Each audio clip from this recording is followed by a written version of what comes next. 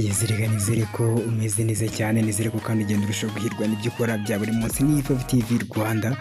tugenda tubana amakuru menshi cyane, tugenda tukugezaho amakuru, tugenda tukugezaho umunota ku wundi, isaha ku yindi, segonda ku yindi. So ngira ngo ni byinshi cyane tugenda tugaruka. So guys, bamwita The Ben, ndetse ngira ngo ni umwe mu bagabo badashobora kubura mu itangazamakuru 24 hours. Mu minsi yashize nibwo hari amakuru acicikana mu Rwanda bavuga ko witwa The Ben ndetse na Kevin Kade bashobora kuba bagiye guhurira mu mushinga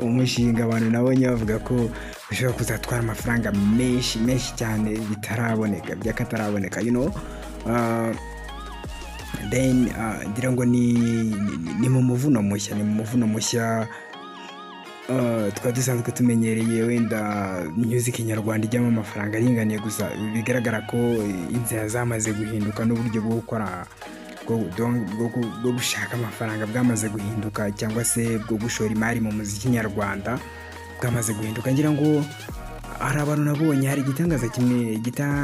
igitangazamakuru kimwe hano mu Rwanda cyatangaje ku bijyanye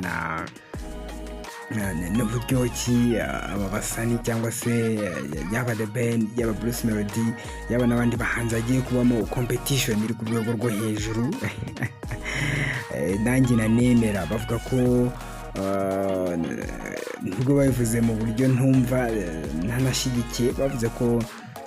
uwitwa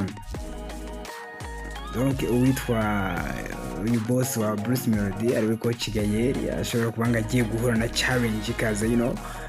challenge ikaze ntaramenya nanjye ubwanjye ngo ni which challenge. Gusa ngira ngo mwagiye mubyumva cyane, witwa Jimmy akaba ari nawe ureberera inyungu rusange mu buzima busanzwe za The Ben, bavuga ko haba hagiye gukorwa indirimbo izatwara akayabo ka miliyoni hafi 50, ngira ngo ni amafaranga menshi umuntu adashobora kwibagirwa, ngo anavuge ko ari amafaranga make cyane, ni amafaranga aba ari menshi cyane. So icyo navuga personally ni uko wa muziki nyarwanda twavugaga kuva na kera tuvuga ati se music nyarwanda igomba gutera imbere mu buryo bumwe cyangwa ubundi. Nibyo turimo turabona uyu munsi, ngira ngo mu minsi yashize Bruce Melody yabanje i Kenya, mu bikorwa yaragiyemo aranabikora birakunda, then ubu ngira ngo ni The Ben hamwe na Kevin Kade, cause Kevin Kade yamaze kubona new label from agiye gukorana na Jimmy ndetse na The Ben nk'uko basanzwe bakorana. Ngira ngo abantu benshi banabigizeho akantu ukuntu katari keza, banabigizeho akavuga gashoboka, bavuga ko Kevin Kade ngo aba yaragiye kuneka. But personally ntago siko mbyumva ku bwanjye. Hari ibintu bakoze tunashimira, haba ku ruhande rwa The Ben, haba no kuri Jimmy nka manager we, bagiye no kwagura ibikorwa. Donc icyo dukeneye ni uko bongeramo bahanzi benshi, tukaza kubona muziki iri hejuru cyane, muziki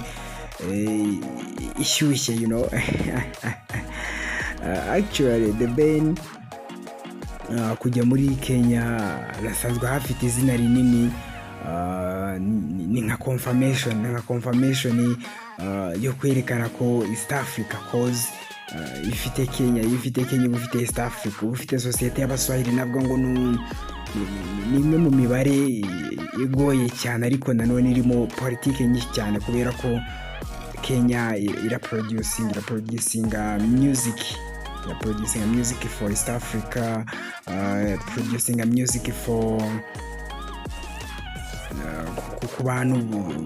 bumva Swahili, ku bantu bakora Swahili, producing a music to the whole Africa, cause ni izina rigari. Ikindi cya kabiri, sosiyete y'abanyakenya ifite ukuntu ikunda muziki cyane ugereranyije n'andi masosiyete, wenda reka ndege kuvuga ngo to the Congo, to the Uganda, but sosiyete y'abanyakenya honestly iri mu masosiyete navuga ko producing afite abantu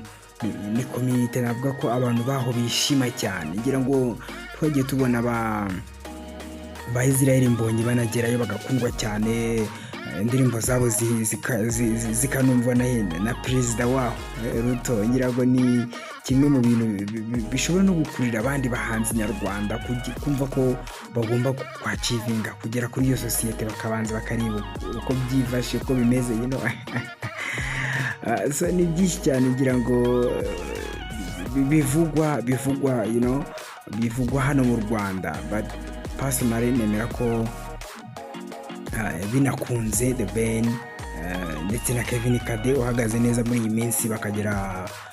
hano hirya mu baturanyi, bashobora gukora ibintu byiza cyane, bashobora gukora ibintu byiza bishobora kuzaba ikintu bishobora kuzatanga umusaruro ku muziki nyarwanda, bishobora kuzabyara ikintu kigari cyane. Ngira ngo ni kimwe mu bintu avuga ko Jimmy ndetse na team The Ben yose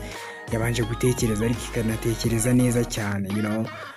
cause now time mu muziki turashaka ko expanding, ubu muziki uri hejuru cyane, umuziki abantu bumva bakavuga ati wow, umuziki cyane ko umuziki nyarwanda wagiye unagaragaza ko ari umuziki waba mwiza, umuziki waba productive cyane, uramutse ushowemo imari. Ngira ngo ni byinshi cyane tugenda tugarukaho, byinshi cyane tugenda tumenya buri munsi, ni amakuru tukugezaho umunota ku wundi. Reka nkubwire ngo God bless.